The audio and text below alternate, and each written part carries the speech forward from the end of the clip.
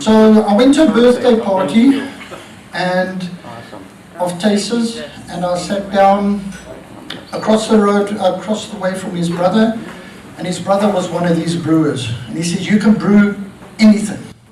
Anything. You'll get alcohol out of anything. I said, fine.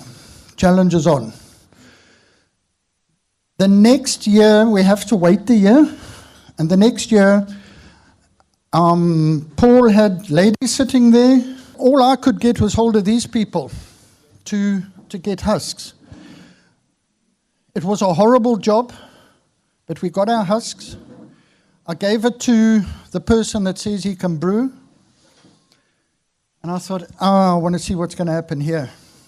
So he brewed, and I got a 750 bottle of brew. Man, when I tasted it, it was as rough as a badger's backside. It was tough. Yeah. So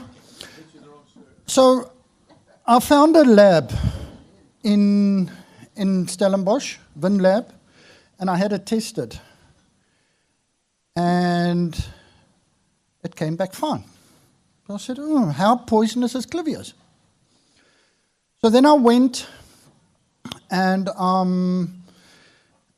from there I spoke to certain people within the organization, and I gave them some. It went to another lab. Glenn and I had chats about the alkaloids.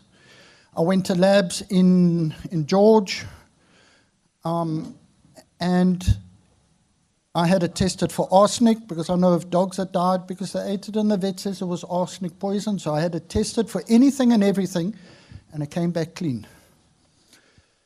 The next year, we went and that's Clayton. And it's Mario. Clayton, Mario, Taste. It was all very much undercover at that time. That was the beginning of the brewing of it, the fermenting. The first time round, we were just interested, is it poisonous or isn't it poisonous? That's what we were interested in. So the yeast that was used was a very rough yeast. It was roughly done in a homemade garage equipment. And we then went and we said, well, if we're going to make this work, we've got to find somebody who can do it. So Mario came up with Tony, and this is the equipment that he's got. And man, we went into production. We came out with, I think, 3 liters. When you ride home after brewing, it's a long way home because you've got to keep tasting. You've got to keep tasting. So we get home. A week later, I take it down to WinLab again, and I ask them to check it again, and it comes back clean. So I thought, okay. There you can see Tony. He's fiddling around with it. It takes you a whole afternoon, and we sent it away, like I say, and the kid got hold of it, and he says, man, it's got a taste second to none. I gave it to winemakers to taste because I'm looking for a profile. And they said they would like to mix it with wine to do things. I don't know what they want to do, but they said it's got a very, very unique taste. Now, the husks have not got sugar in them. There's no sugar in the husks. All we're doing is we're extracting a flavor. And that's why we can't go commercial. We can't go commercial for 2 reasons. 1, you're not allowed to sell it. And 2, it's home brewed. So you can't go into production. So he made, we then, the second time, so we had 3 liters sent away. We did more tests on it. It came back, you can drink it. So I took some up to Pietron, and I said, here, what? Because he likes his Witblits. Are there Witblits tasters here? Are there Witblits drinkers here? So he enjoyed the profile of the flavor, and he says, yeah, but we were brewing at about 83% alcohol. So we then came back again and said, well, we still can't find anything wrong. Let's have another go. Next year came, and we had another go, and we mixed probably 8 liters. And we got 8 liters at about 89% alcohol. So, how many kilograms? I think, if I remember correctly, Paul, we used, I think it was 4 kilograms per batch that we pushed through. So you got about, for the fermenting, you got about 2 kilograms of sugar, and you put your husks inside there. And you ferment it.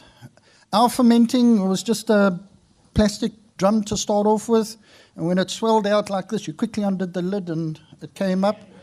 Sometimes you hoped you caught it. Tony's poor house, the lid exploded off, and there was just this mixture everywhere.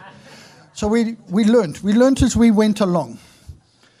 So then 2 years ago, we produced another lot. Now, 8 liters, you don't drink 8 liters in a hurry.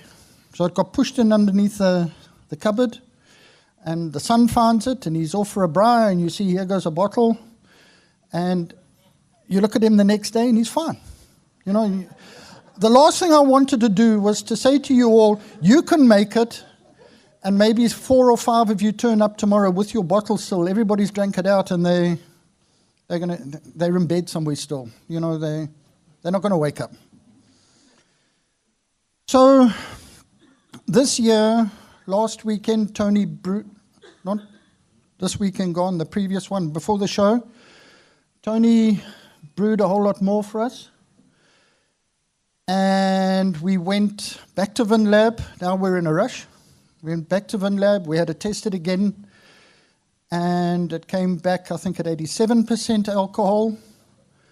Last year, because I had so much of it, I started putting oak chips in it. And it colored the water, colored it nicely. And there's ample tonight for you all to taste of the colored one. And the white one we kept, and the see-through stuff we kept, and that's what we gave the bottles away. That to all our guest speakers tonight. No. So what we did do is we said that's a little bit rough because it knocks your breath away. Claude had some, I think his taste buds, I wanted wine. Claude tastes wine. And he wasn't speaking well the next day when he came here. His eyes were large when he came in here. He's written a profile that, unfortunately, I haven't got my computer. What happened to me? Is my computer down? Claude can say just now what he tasted. But the people that I gave it to say there's definitely a very floral taste to it. Claude, can you remember what yours?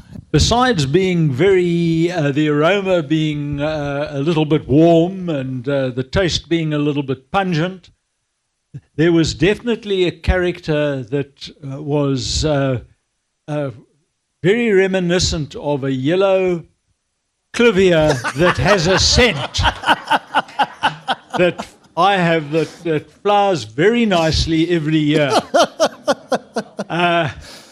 And I also picked up a little bit of no.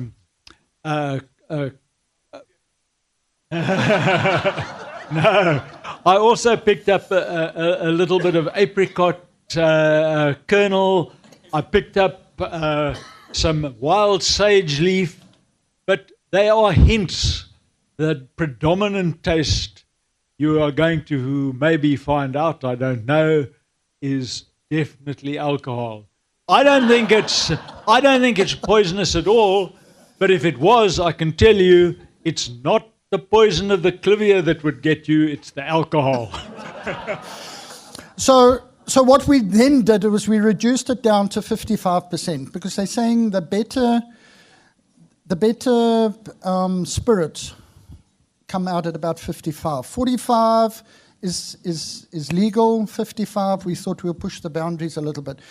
Claude suggests thin it out with water a little bit. But he's still alive. He's still alive and kicking at the back there. And so that is what we've done. We've added value to it. But what happened in the beginning stages when Tony first started. There you can see the alcohol. There's 90%, there's 100%. It's down there. So it was probably about 86. So it's been reduced.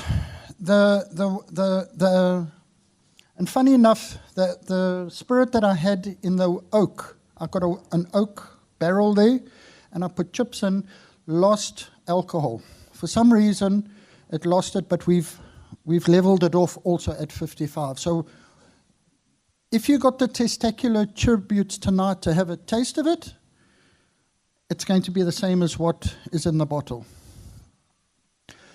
Those were our first two that we made on his. There were three of them. The one went away for testing. Alkaloids a problem. I went to the lab in George. Dr. Volker Schillak of V&M Analytical Toxology in George. He says we've got rid of the alkaloids simply through the process, the manufacture process. He says, don't worry about it. That's VinLab. Now, for the last 4 or 5 years, I've got the VinLab certificates showing that it's good to eat, good to drink. The last batch that Tony made, I eventually got my seeds from Graham Jardine, who is Eric Kleur's son-in-law, and as you know, Eric's got Clivias had Clivias all over the place. He agreed to give us the husks, and he picked them all out the garden. The first photograph was my labor, busy cleaning the seeds. It was a horrible, horrible, horrible job. And the way they do it is they put it inside of an onion bag. They roll it around, they push it, they squash it, they wash the liquid part out, and then they put the husks down with all the seeds in, and then they sort it. So we had two things this year. We had the liquid that comes out, and we had the husks in another package that came out. We went for the liquid, and that's what we made this year. We went and we put special yeast in there to try and enhance the flavors. We all know it was cold. Some of those containers took a week and a half to ferment. But I think they've come out brilliant. The taste has come out absolutely brilliant. And that's how we've enhanced it. There is something else in the pipeline, but I need to know where the poison's lying. But in the first batch that we put through the kettle at Tony's, we got a very slimy residue that stayed behind. You know, the husks were very slimy. I thought, what's the second thing here? Out came the soap idea. So I went around and I found, they are here today, I found a husband and wife that have got a little shop in Durbanville, and I told them my big dream, and first batch they made backfired, second batch went wrong, and I think the third batch we got right. They gave us bars, we all tried it, we never got any skin rash, anything like that. It's got no oil in it, it's pure Clivia. It was important for us now. We could have flavored the alcohol, no problem. We could have put oil in the soap, no problem. But we wanted to give the alcohol, the Clivia taste and feel. So we had the soap made, some of us tried it out, and it was brilliant. So then we went into production of soap, and we made a whole lot of soap. And I've got to say that these two next door that are there were brilliant at it. They looked for a reason why it's got to work. And it's just not putting this together with that and it's got that. It doesn't work like that in soap making. This is their little shop. They do exclusive soaps, etc. for the public. There's all her chemicals. She could have added anything to that soap to give it a scent. You could do anything with it, but we've kept it plain. We've kept it plain Clivia.